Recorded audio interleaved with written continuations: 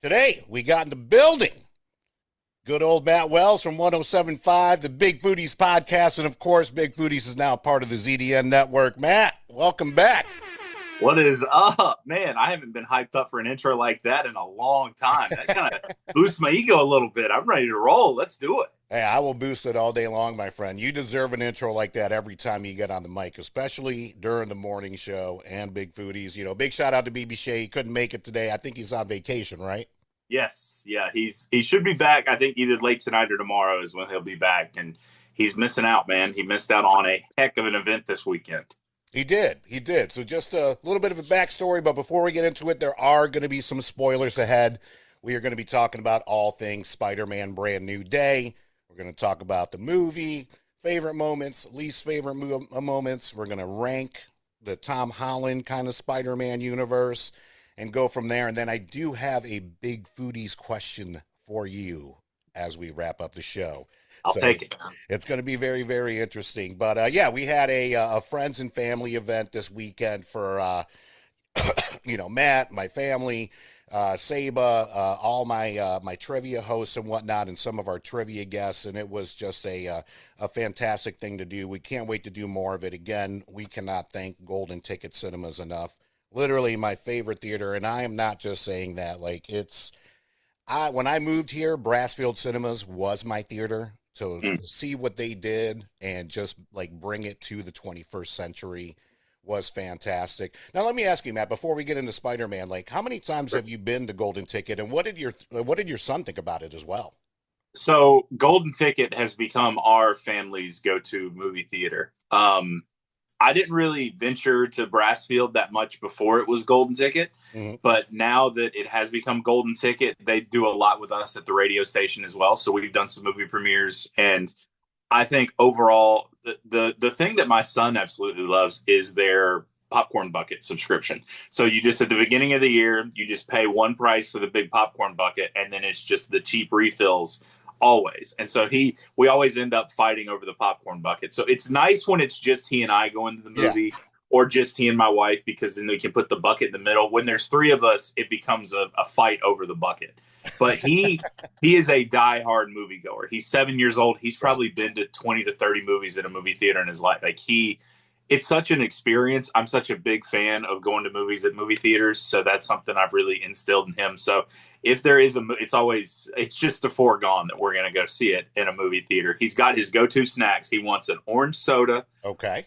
He wants his popcorn, and he wants chewy Airheads. And that's his staple for going to the movies. He likes the one he puts on a blanket. He reclines the seats. The shoes typically come off, and that's his movie watching position. And the seats at Golden Ticket are 10 out of 10 for watching a movie in that way. And I even love sometimes, I'm getting up there in age and playing with them. I get the sore back. Sometimes you get a little heated seat action going, trying to work that thing out. It's nice and cozy. I love it. I love it. Again, we had a blast. Thank you for everybody that came. And of course, if you want to join us for more of these, be sure to follow us, Zero Dark Nerdy, on all your favorite social media outlets, and of course the Big Foodies. And for our game nights and trivia nights, we normally give away tickets to Golden Ticket.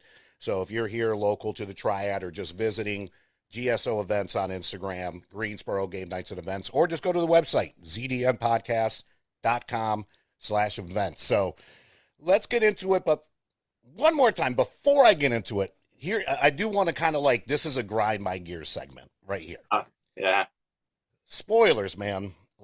I just don't understand why people want to spoil stuff immediately. There used to be a respect thing to where it's at least a week. You give it a week before you post anything near a spoiler.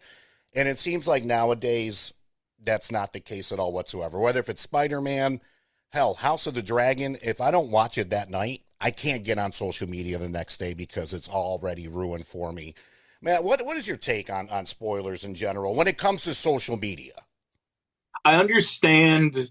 Let me just preface by saying I understand the desire for some people to want to be the first to break the news. Sure. And social media has become that, a place where we go to I want to be the first person that told you about this. Right.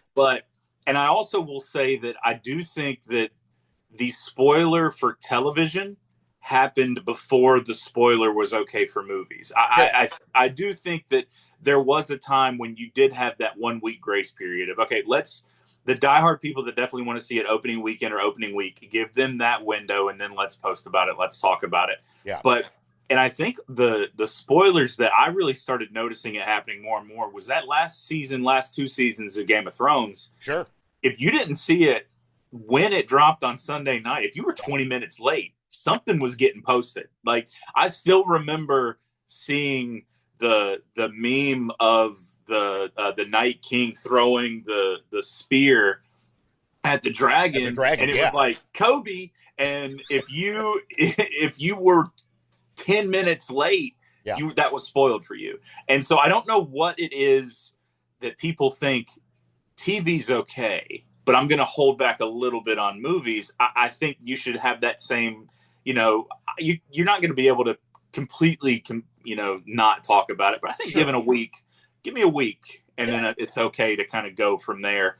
But I did kind of joke with you before the podcast started. We don't want to spoil anything, but I saw the box office numbers. I don't know that there's very many people that haven't seen this film yet, so I don't know how many people are going to catch in a spoiler here. Yeah, no, I mean, and that's a great segue to go over the numbers for Spider-Man Brand New Day. All types of records are broken. So first off, 360 million domestic, edging out Endgame, which had 357 million domestic on its opening weekend.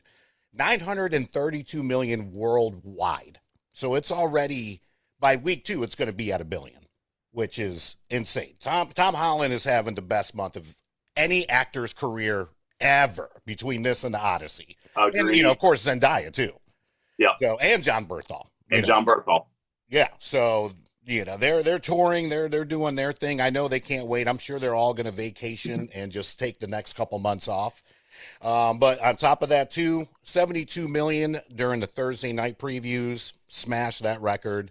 And then 169.8 million on Friday night, which is just wild to me. But it's also exciting because, you and I talked about this a little bit at the movies. Movies are back. Yes. Plain and simple. And I am so happy. I mean, thanks to the Odyssey, Toy Story, and Spider-Man, all 3 movies helped this weekend hit total 429 million domestic, which is the most for any weekend ever. And I mean, we were at Golden Ticket. There was barely like our parking spot to be found. I was very concerned when I first pulled in. I looked around and I was like, ooh, I'm going to be parking over across the street, or I might be down at the Lowe's outlet center, right, and I'm going to have to walk over. But luckily I did find a spot, but it was against a whole different building. Like, Golden Ticket was bumping on Saturday, and I don't even think we had like prime time movie going yet. I mean, this was early afternoon when we were there. So the movie theaters this weekend, the amount of popcorn that was consumed in America, it's got to be record setting. Got to be. That's, we need to look into that and do a Big Foodies episode on that. There we go. That is, I didn't even think about the popcorn consumption. I know we always talk about hot dogs on the 4th and everything else, but so true on that. So obviously we got to enjoy the movie. We got to watch it. What is your take on it? And, of course, I definitely want the feedback. I know that your son enjoyed it, but, give us a little bit about what his reaction was as well. So I was a little concerned going in. The Marvel Cinematic Universe is something that he's really into, but the intricacies of some of it are just a little bit still over his head. Sure. To be 7. He loves Spider-Man, has always loved Spider-Man. And I haven't gone back and shown him Tobey Maguire. He's seen some of the Andrew Garfield, but Tom Holland is really what he knows as Spider-Man. We've watched a little bit of some of the animated stuff as well, but like Into the Spider-Verse, he's grasping some of that. So I was a little concerned. I was like, listen, buddy, we're going and we're going to be watching this with a lot of people. Like, you can't be asking me a lot of questions, because he's at the point now where it's like, I've got questions and I need to know answers. And I'm like, I'm watching this for the first time too. Like, I don't have the answers yet, but we'll get there. Yeah. But he was infatuated from start to finish. Now there's a little bit, and again, you mentioned some spoilers. There's some mind control jumping that's going on a little bit. And he was like, wait, is that no, that's a bad guy. Wait, this is a bad guy. So that was a little bit confusing for him. And I will say that you can really tell, like, when it's about to get to the point where you're like, all right, we're going to lock in. This is the point. And he leaned over and he said, I got to pee. And I'm like, I hate to do this to you, but you don't. Like, you're just not going to be able to go right now. Yeah, And he where's the cup locked at? in. Where's the cup? He stayed there and we got through it. And then we got to the credits and I was like, there's a scene, dude. Like, if you want to do it. And he goes, no, I'm going to hold it. I'm going to wait. So he was infatuated. He talked about it. He had a great time. I thoroughly enjoyed the movie. I don't know. I don't want to get too far ahead Sure. of like what you've had planned out or anything, but to me, one of the best performances by an actor in a superhero role for Tom Holland that I can remember. But I think just it's weird because you're not going to see this nominated, but I mean, his portrayal of Peter Parker in this film could earn him an Oscar nomination. Like, I think it was the emotional range that he had to play. This is not, okay, he's been sad before in different things, but like, this was an emotional transformation that he had to go through in this film, from high school Peter Parker to now I'm paying rent and I'm struggling to make ends meet, but I'm also doing this, but I'm trying to conceal my identity. I mean, it was just a range that he went through. And to see him do that on the screen, it was perfectly portrayed. I've always thought he was a great casting for Spider-Man. Yeah. But this cements it for me. I honestly love that take, and I never thought he was a terrible actor, so I don't want anyone to think this at all whatsoever. But I think between him and the Odyssey and this film right here, I was like, man, this dude can legit act, because I haven't seen him in much else, and a lot of people haven't. Let's just be honest. He's done some stuff on Netflix and this, that, and the other. Some movies I have not watched yet, and I never want to personally typecast someone. But between his performance in the Odyssey and this one, I was like, holy crap, this dude is bringing it. And I think what really set it off for me is that coming of age story, because it is it's an interesting time in our lives when we graduate high school, whether we go to college or not. Like, that transformation from like 18 to, and it's like a 4-year gap or whatever. So you figure 18 to 21 is instrumental to a lot of us growing up. And I just think that they absolutely nailed it.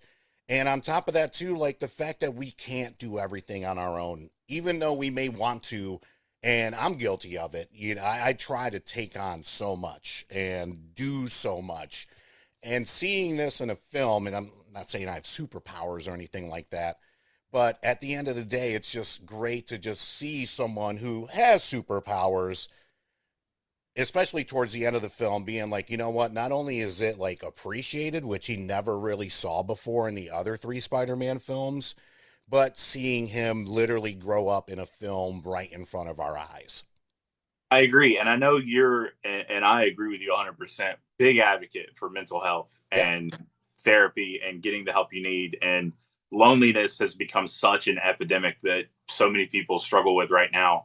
And they kind of address that, like, in a way that you wouldn't. Like, he's the most famous person in the world in this film. Spider-Man is known by everybody, and yet Peter Parker is so alone. Other than having a phone call with the police chief, he's not talking, engaging, interacting with anybody. I mean, other than maybe I'm buying this at the convenience store exchange, he's solo. And that was an interesting perspective that they did a good job addressing in a way that didn't feel forced. Like, I do feel like sometimes certain directors or certain producers, they try to like force an agenda like that to fit into a role where it's like it didn't really need it. But I think it became such an instrumental part to his development as a hero and in his own abilities in this movie. To address it in that way, I thought was perfectly woven into the fabric of the story.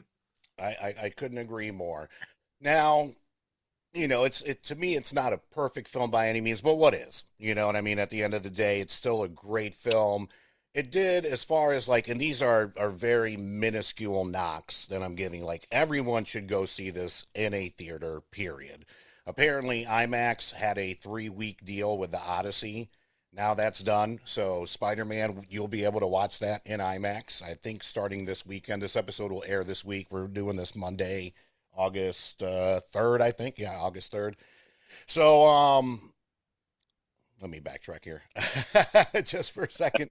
But again, to touch on the mental health stuff, it was great to see that between him as well as Jean Grey, and we had a great. To me, this was a really great introduction into what's going to be the next era of the MCU, which will be the mutant era, where we start to see humans that are not happy that there are mutants out there. They're going to start to try to control them.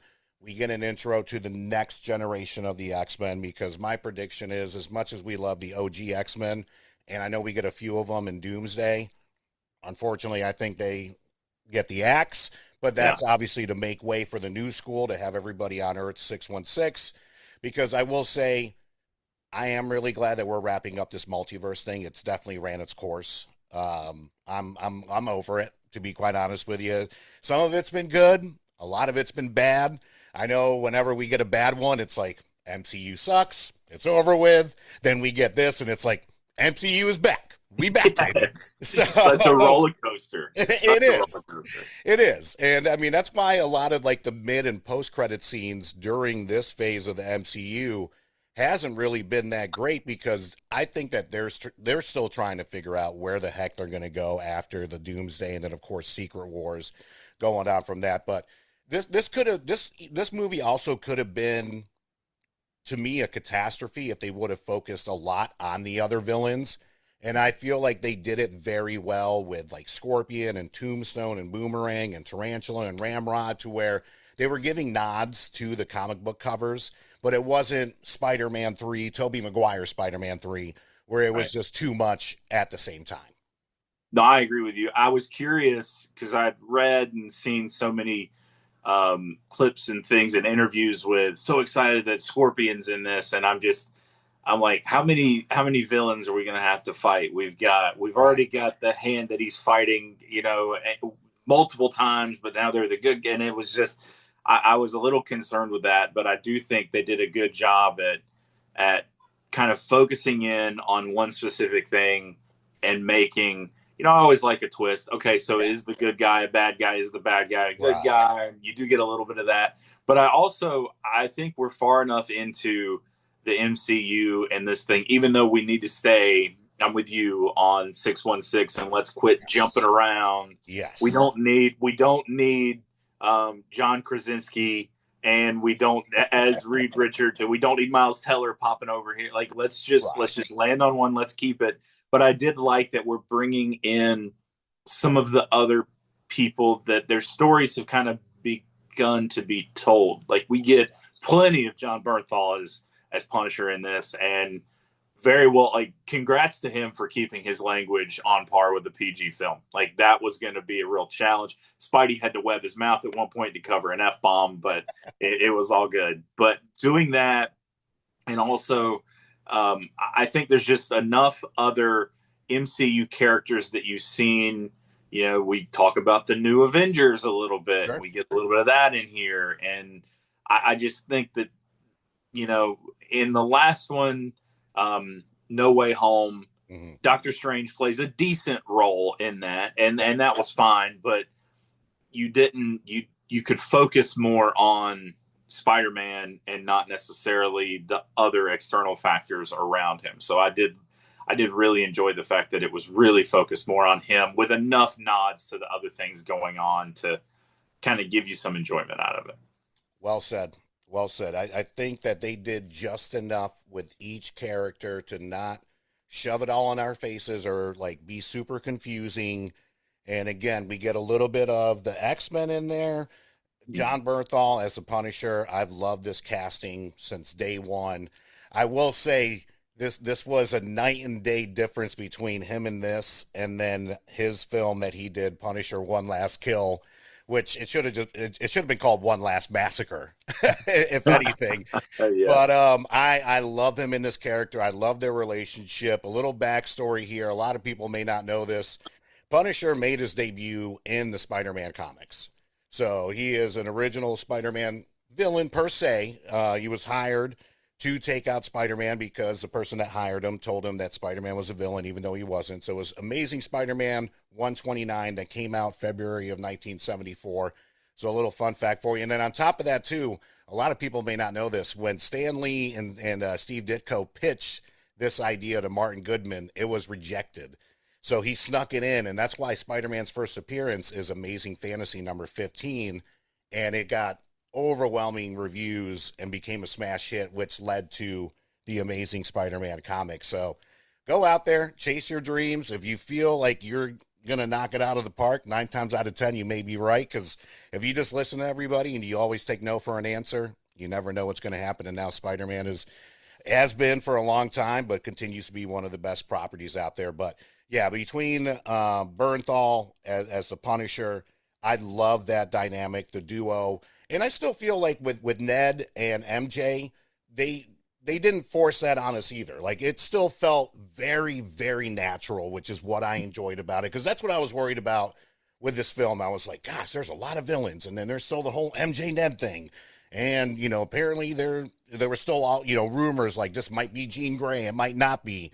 But even though, like, running a little bit long, I still feel like it was very well paced in terms of, like, what they gave us and what's coming up next. Yeah, they tied up. They left at the end of No Way Home. They left a lot of things open for directions they could go. And I agree. That was like a hesitation for me of, we still got so much that we need to put a bow on, and yet you're going to bring in how many bad guys that he's going to take care of?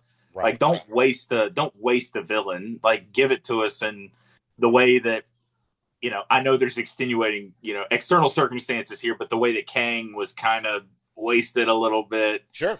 I don't want to continue. You're not wasting the good guys. Like, let's not burn through these bad guys that regularly. But I think they did a very nice job at not staying too much on one point, but using that relationship with MJ and Ned to develop that loneliness that we kind of talked about there with Peter, and just how he kind of went back to helping deal with that. Yeah. Even after, he's like, okay, yeah, I'll hang out with you as Spider-Man. And then, there's a little bit more of a reveal. Yeah. And then to kind of end it the way that they did with that handshake, I think was a good touch. You had that reunion moment of like, okay, there was something. I've known there's this hole and I was missing it. And then this is kind of what's filling that hole for me. Oh, chef kiss, yeah. Especially the last 10 minutes with Frank staying at the hospital and Tom being like, are you crying? Are you crying? And then, of course, like, Frank putting on the mask and all. It was, oh, gosh. To me, it was definitely one of the better, and probably the best ending in this phase of the MCU, but definitely one of the better endings. It was just great. You talk about that ending, Frank putting on the mask to kind of give Tom or Peter the chance to leave the hospital. Yeah. And that was his chance to finally get to experience the appreciation as Peter Parker. It wasn't, up until this point, nobody, you would walk past him on the street and not think anything of it. Yeah. And I think that was what contributed to the loneliness. But I think him going out there and feeling that, and then that moment he had with that kid where he says, yeah. Like, that just, you saw his entire mental state and his whole mood, everything shifted just by finally feeling that appreciation that he had from the public. And then to name, I do know your kids' names. Like, he really did, like, that changed everything for him. And I think that's going to change his entire motivation moving forward, just to feel that appreciation. 1000%. Because as individuals, most of us don't look for validation, right? We just want to kind of just go on, do our thing, and this, that, and the other. But at the end of the day, especially when you're not asking for it and it's there, it feels good. Like, I don't give a crap who you are. If you just hear one person say, hey, I loved your show today, or I like this episode, or you know what you're wearing right now looks fantastic. Like, that little bit, and I love seeing those, like, social media videos where people do that, where they'll just, like, give out random compliments, and then you see people, like, so serious and they smile for a second. like seeing Peter Parker like that and just soaking it all in. You know, it was hard for me not to tear up a little bit. Like it was a sweet moment, and it's just one of those like, yes, dude, you are appreciated for everything that you do, and yeah, to me, like that ending was just chef's kiss Because all the way. that's something that he has to deal with. That Captain America, everybody knew Steve Rogers, Right, everybody knew Thor, everybody right, knows Doctor Strange. Like right, you walk out, there's no secret identity to those characters. right, You know, Bruce Banner, he's teaching a class, and the students are asking him about being the Hulk. So right, right. that's just it's Paul Rudd is begging people to call him Ant-Man. But I just think that it was nice for him to kind of get that with, he's getting in a bathtub and he's still wearing his mask to kind of keep the secret. And they make a big deal so many times of like, listen, I'm not taking the mask off. It's a safety thing. Like for him to get that moment when everybody else has continued to share that moment. I mean, good Lord, his mentor, Tony Stark. I mean, everybody in the world, he held a press conference to announce he was Iron Man. Like Peter just did not have that freedom, unfortunately, and to kind of have it in a way while still protecting himself. I was so happy that he got to experience that. Yeah, well, here's the thing, though. He did get it in the beginning of No Way Home when everybody knew who he was, and he didn't enjoy it. Right. So I could see the fear of, when I went through that once, I'm not going through this again. Right. So it was still so great to just see the appreciation and everything. And I know there's been a lot of like theories. A lot of people are already like that little kid's going to be Miles Morales, but that's another conversation for another day. But and I think that too kind of speaks a little bit too to his youth. Yeah. The older guy, like Tony Stark, he's old. He doesn't care. Like think positively, think negatively, think whatever you want to. This is who I am. Yeah. And Peter was still impressionable enough in high school to where he cared so much about the public's perception. I think that's why it weighed on him so much. So you're right. He got it and he didn't like it. And I think over time he may grow to be more like that and just be like, know me, don't know me. I am who I am. Here I am. Exactly. Very, very well said, Matt. So out of 5 gold coins, where would you rate this film right here? It's like you said, it's very difficult to go with a perfect film. So it's kind of like BB Shea's hot dog reviews. I don't know that you'll ever get a perfect 10 dog. Sure. But this is pretty dang close. I mean, just the whole ride, it's one of the most enjoyable times I've had at a movie theater since going and genuinely enjoying, Infinity War and Endgame and those films. I don't know what kind of decimal point we can go down to. 4.8 coins. Like, let's go 4.8 coins on that one.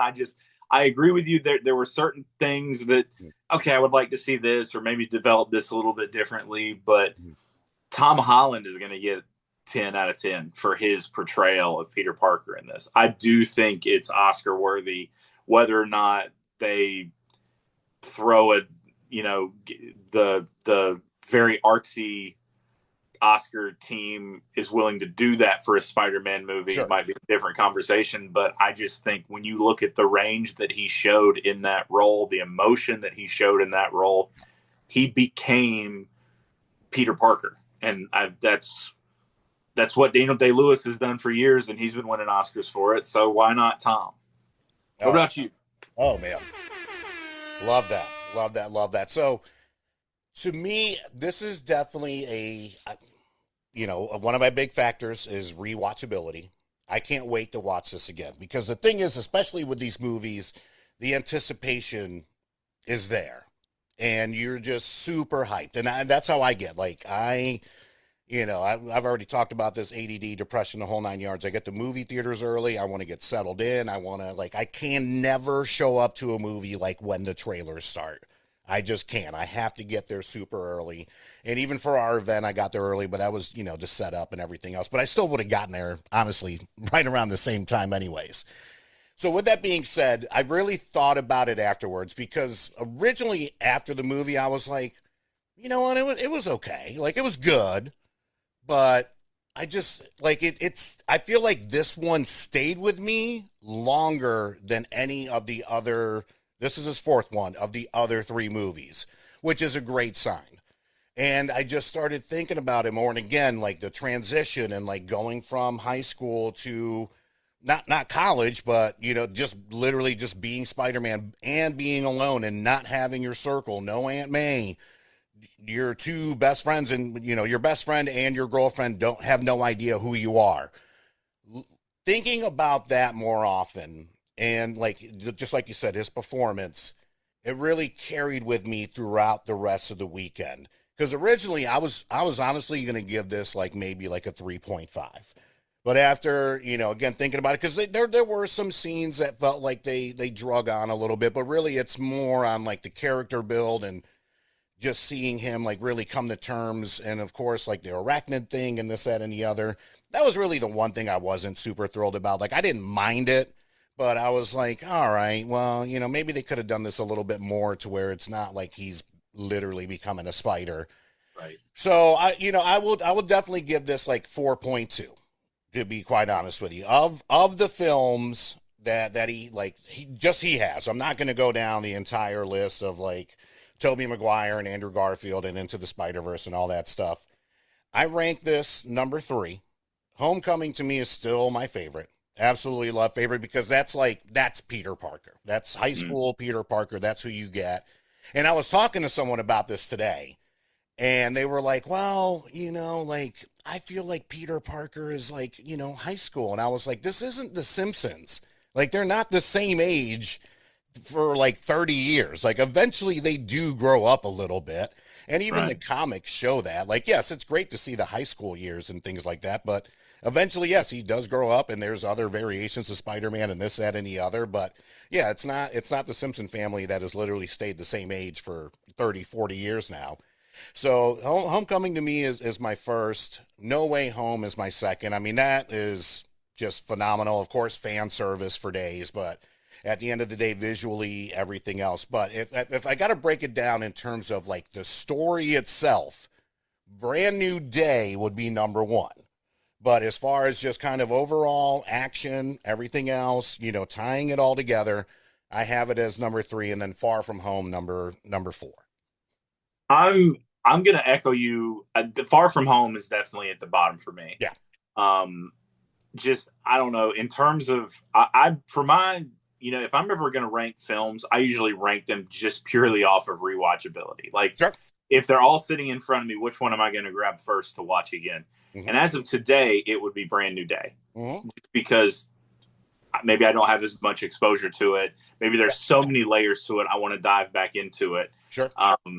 And I agree with you. No Way Home was a way to attack a Marvel film with all these different looks at all these different Peters coming together, and all the film from all these different things just kind of coming together in one way. That was such a cool experience. Yeah. But, once to experience it for the first time, incredible. Right. But once you've experienced it, it's like, well, I know this is going to happen.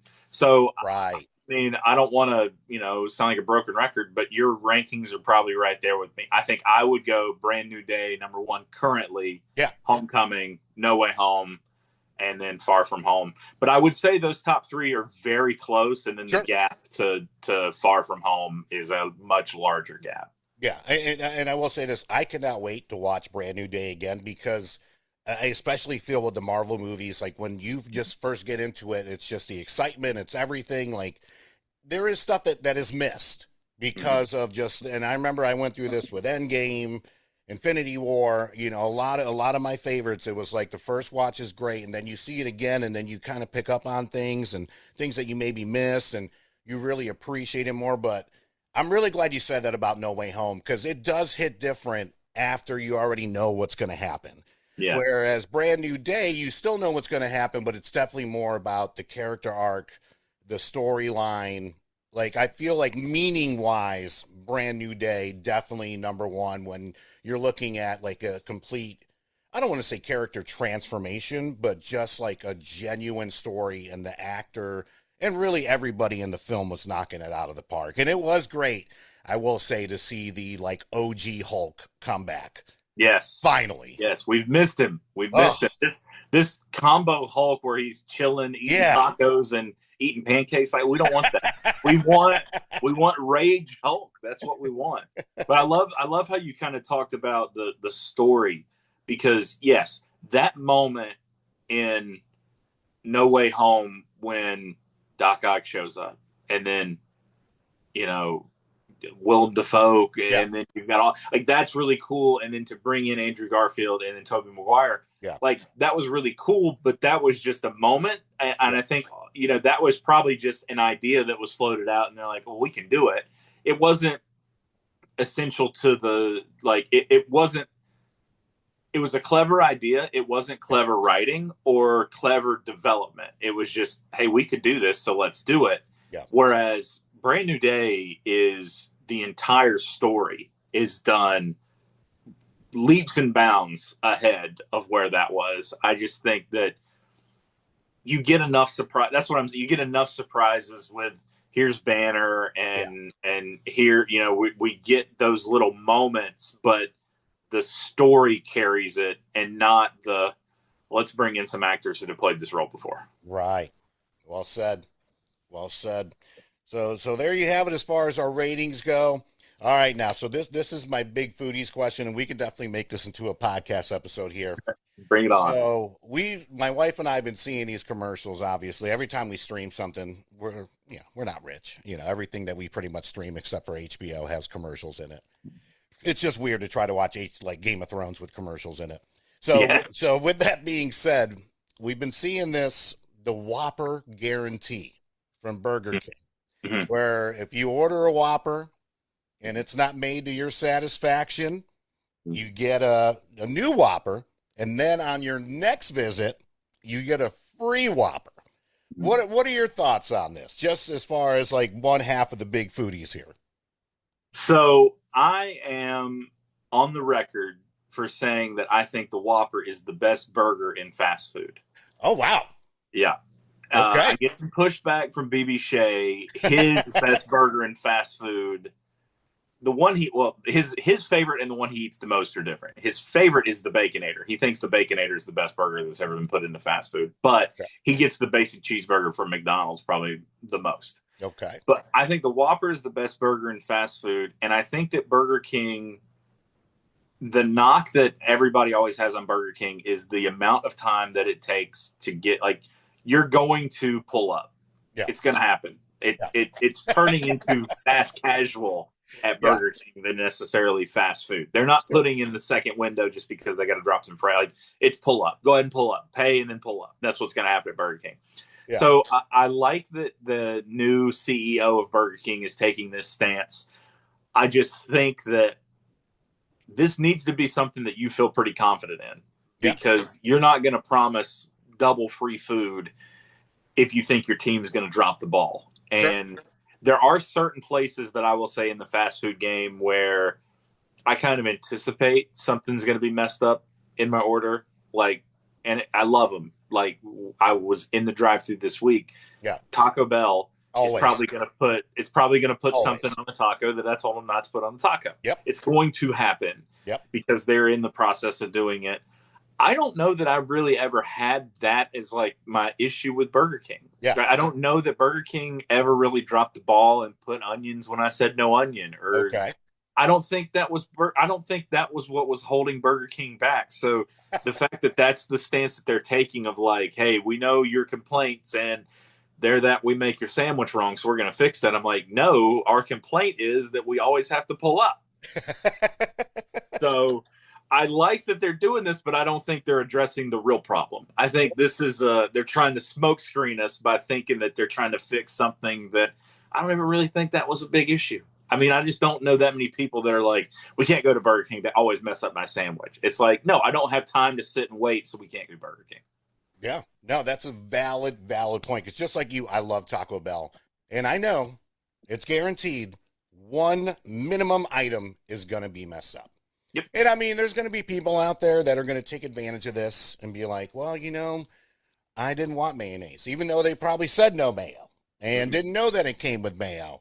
And I think the only way to make sure that your staff does a good job with this is if you do an incentive program.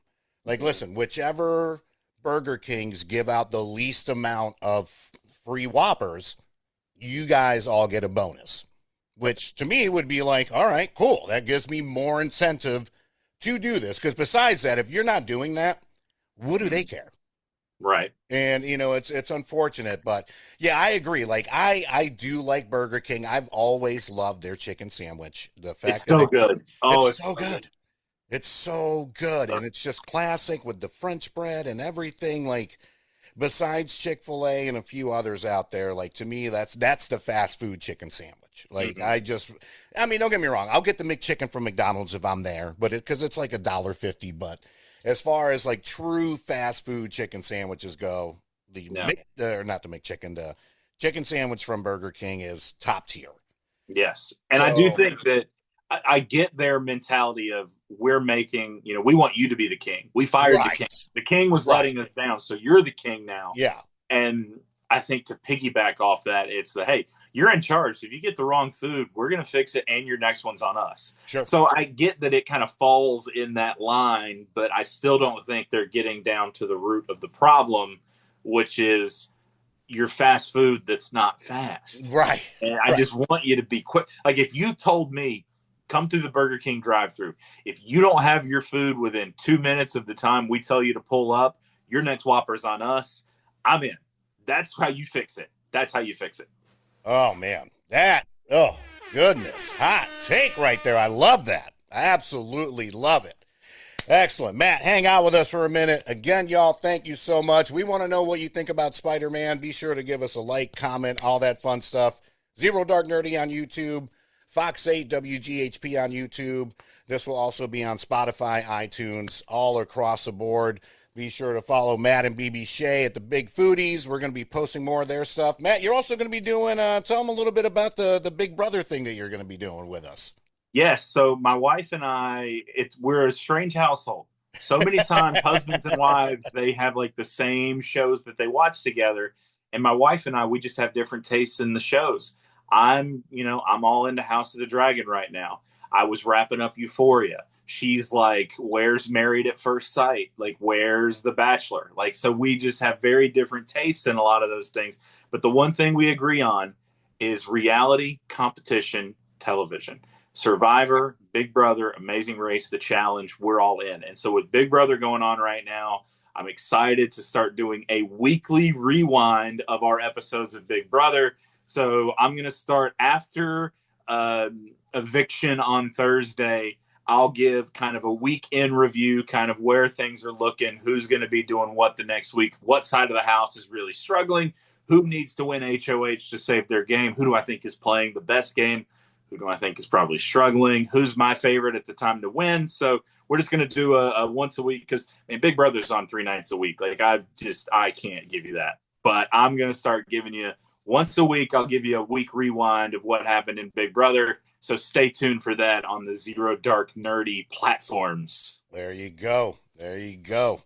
Again, thank you all for listening. Big thank you to our amazing sponsors. Let us know what you think about Spider-Man. New episodes coming out next week, the week after, all that fun stuff. But in the meantime, we will see you next time. Peace.